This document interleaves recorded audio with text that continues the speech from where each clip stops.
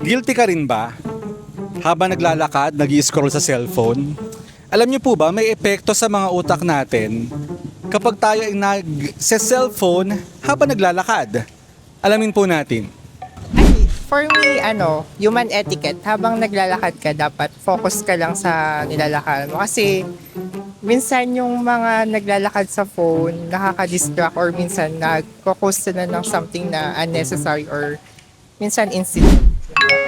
For me po, it's dangerous din. I mean, especially na if you're on the street, dapat you should be, you should be alert. Tapos kapag minsan you're on the verge of an accident, sisihin mo pa yung driver. So I think you should always be alert. Alam mo ba, hindi kaya ng utak mo ang sabay-sabay na atensyon.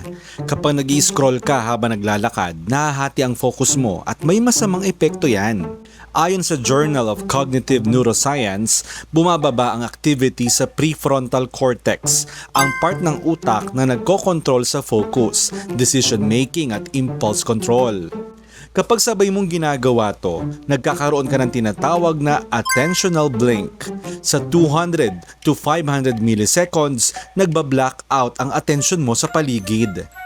Kada swipe at notification, naglalabas ang utak mo ng microdopamine spikes. Pero dahil distracted environment, hindi nasusustain ang reward response. Ang resulta, brain fatigue at stress.